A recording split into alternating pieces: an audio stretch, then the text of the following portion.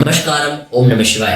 मैं इस वीडियो के माध्यम से आपको महाशिवरात्रि का वह रहस्य बताऊंगा कि आपको ऐसा क्यों कहा जाता है कि आपको पूरी रात जागरण करना है और महाशिवरात्रि के पीछे का रीजन क्या है, महाशिवरात्रि को क्यों मनाया जाता है, क्या महाशिवरात्रि एक साल में आती है या नहीं। मैं आपको एक ऐसा प्रोसेस बताऊंगा पावरफुल, जिसके जरिए कि आपके साथ में 365 दिनों के अंदर नहीं हुआ वो आपके साथ में एक रात के अंदर हो सकता है।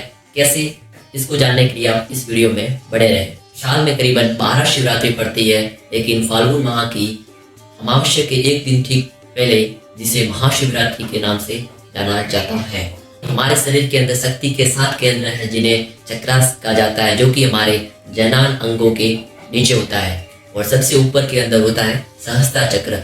जब आप नॉर्मल के दिनों में ध्यान करते हैं तो हमारी शक्ति ऊपर की ओर उठते हुए कभी संभव हो सका तो सहस्त्र चक्र यानी शिव तत्व के अंदर मिल जाती है और वहां पर लिंग का स्वरूप तैयार होता है, जिसे लिंगोद्भवत कहा जाता है। इसी को ही इनलाइटमेंट यानी कि कुंडलिनी जागरण कहा जाता है। लेकिन महाशिवरात्रि के दिन कुछ ऐसा होता है कि शिव शक्ति ऊपर से स्वयं नीचे की ओर शक्ति के अंदर मिलने के लिए आती है। पृथ्वी 23.5 डिग्री झुकी हुई है, ये आपको पता है। जब पृथ्वी अपने मूल केंद्र पर घूमती है तब वो शक्ति का निर्माण करती है और ऊपर से नीचे की ओर शक्ति आती है। पर आपके शरीर के अंदर एक ऐसा पॉइंट है जहां से उस पॉइंट को आपको कैसे फाइंड करना है, ये आपको मैं बताऊंगा। मानो कि अगर हमारी रीढ़ की हड्डी सीधी है और शक्ति शिव तत्व या शिव की शक्ति जो ऊपर से नीचे की ओर आ रही है, हमारे पॉइंट हमारे मुख्य बिंदु से ऊपर से होते हुए हमारे मूलाधार चक्र के अंदर मिल जाती है, तो फिर होता है लिंगोद्भव, यानी कि आपको लिंग के स्वरूप का दर्शन होता है। अगर आप लोगों से पूछेंगे कि महाशिवरात्रि क्यों मनाई जाती है, तो लोग बताएंगे कि इस दिन माता पार्वती और शिव जी का विवाह हुआ था। तो कुछ लोग बताएंगे कि इस दिन शिव जी ने विष पिया था। तो कुछ लोग बताएंगे कि इस दिन शिव जी के जटाओं से गंगा धरती पर बहनी स्टार्ट हुई थी। और जब आप ध्यान से देखेंगे तो ये सभी एक दूसरे से, जब शिव जी माता पार्वती के साथ में विवाह करने के लिए गए अपने टोली के साथ में, तो उनके माता पार्वती के माता पिता ये सब देख के डर गए कि ये आपके पति हैं, तो डर गए। पर जब माता पार्वती ने उनको स्वीकार किया तब प्रभु ने अपना सबसे सुंदर रूप चंद्रशेखर या सोमेश्वर का रूप धरा, जो कि इस ब्रह्मांड का सबसे अच्छा स्वरूप है, यानी एक शाइनिंग स्वरूप माना जाता है, जो कि कुछ और नहीं शिव और शक्ति का मिलन है। इसीलिए शिवलिंग की सबसे पहले पूजा आराधना इसी दिन की गई थी। और जब कहते हैं कि शिव जी के सर से गंगा बही थी, इसका मतलब यह है कि जब आप उनके फोटो को बड़े ध्यान से देखोगे तब आपको पता चलेगा कि एक बीम, एक ऐसी लाइट जो ऊपर से नीचे की ओर आ रही है, वो गंगा नहीं, वो यही है शक्ति, जो कि ऊपर से नीचे की ओर आते हुए मूलाधार में जाकर शक्ति के साथ में मिलन हो जाता है। चलिए समझते हैं वो प्रोसेस जो आपको 365 दिनों के अंदर अनुभव नहीं हो पाया, वो आपको एक रात के अंदर कैसे होगा। इस प्रोसेस के अंदर आपको मैं 3 स्टेप्स बताऊंगा और आपको उन 3 स्टेप्स को 7 बार करना है। सबसे पहले आपको उपवास करना है। मैं आपको उपवास के पीछे का साइंस बताता हूँ। आपको पता है कि हमारे शरीर के 5 भाग है। हमारा शरीर 5 शरीर से बना हुआ है। सबसे पहला शरीर है अन्नमय कोश, फिर उसके बाद में है प्राणमय कोश, उसके बाद में है मनोमय कोश, उसके बाद में है विज्ञानमय कोश और सबसे अंतिम में है आनंदमय कोश। हमारा शरीर 5 कोश से बना हुआ है। सबसे पहला शरीर है अन्नमय कोश। जब हम भोजन करते हैं तब हमारा शरीर, ये अन्नमय शरीर कोश गाढ़ा होने लगता है। जब आपको ध्यान और सेंसिटिव कार्य करने होते हैं तब आपको अन्नमय कोश को पतला करना होता है और आपका प्राणमय कोश को खोलना होता है। जब आप उपवास करते हैं तब आपका प्राणमय कोश धीरे धीरे खुलने लगता है।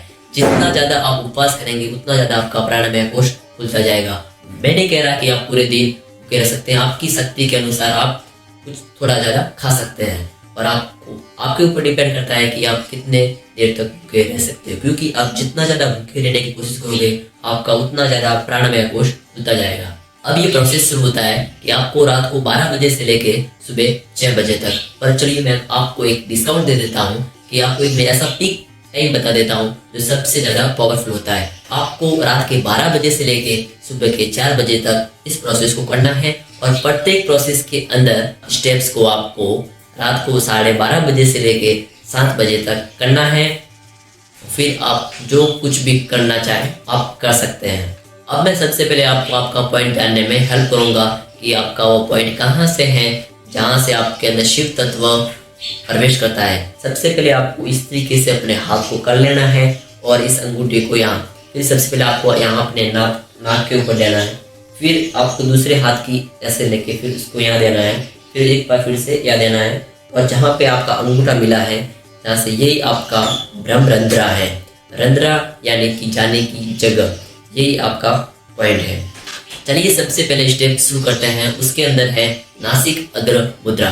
इसके अंदर आपको क्या करना होता है कि आपका ये नाक का पीक पॉइंट है, आपको यहाँ अपना ध्यान देना है, क्योंकि जब आप यहाँ पे ध्यान देते हो आपका नाक का कनेक्शन सीधा आपके मूलाधार चक्र से है, जो कि आपकी रीढ़ की हड्डी से होते हुए जा रहा है। जब आपका ध्यान आपकी नाक के ऊपर होता है, जैसे कि ऐसे आपको ऐसे देना है।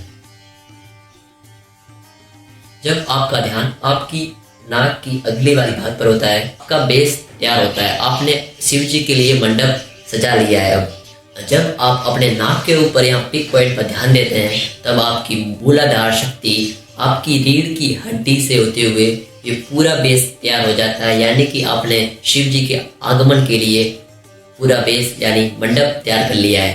अब आपको शिव शक्ति का आह्वान करना है।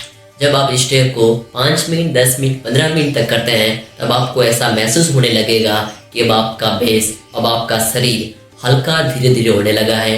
आपको अब अच्छा लगने लगा, आपको आपकी रीढ़ की हड्डी से महसूस होने लगेगा कि अब आप हल्के हो रहे हैं। अब आपने अपना मंडप तैयार कर लिया है। अब शिव जी के आह्वान के लिए आपको अपने पीक पॉइंट यानी ब्रह्मरंध्रा से आपको महसूस करना है कि वो ब्रह्मांड की वह शक्ति, वह ऊर्जा, शिव तत्व यहाँ से ऊपर से आते हुए आपके मूलाधार तक जा रही है।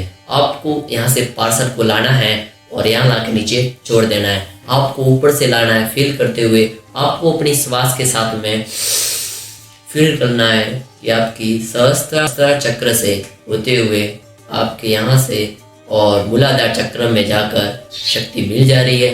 आपको यही प्रोसेस 5 मिनट, 10 मिनट, 15 मिनट तक करना है, जब तक आपको ऐसा आप ऊपर से शक्ति को ला रहे हैं और नीचे छोड़ रहे हैं। आप ऐसा महसूस करेंगे कि अब आपके अंदर शक्ति बहुत ज़्यादा समा गई है। अब आप शक्तिवान हो चुके हैं। अब आपको बहुत अच्छा महसूस हो रहा है। फिर स्टेप नंबर 3, आपने यह वाली कहानी सुनी हुई है, जब गणेश जी माता पार्वती और भोलेनाथ की और चारों ओर परिक्रमा करके पूरे ब्रह्मांड की परिक्रमा कर देते हैं, तो अब आपको भी अपने चक्रास की परिक्रमा करनी है। सबसे पहले मैं आपको बताऊंगा कि आपके चक्रास कहाँ पर हैं और आपको उनकी परिक्रमा कैसे करनी है। सबसे पहले चक्र है सहस्त्र चक्र, जो आपके यहाँ पे है। दूसरा चक्र है आज्ञा चक्र, जो कि यहाँ पे है। फिर तीसरा चक्र है विशुद्धि, जो कि यहाँ पे है। फिर चौथा चक्र है अनाहत चक्र, जो कि यहाँ पे है। फिर 5वां चक्र है मणिपुर चक्र, जो कि आपके नाभि के पास में है। फिर उसके बाद में है स्वादिष्टान और सबसे नीचे है मूलाधार।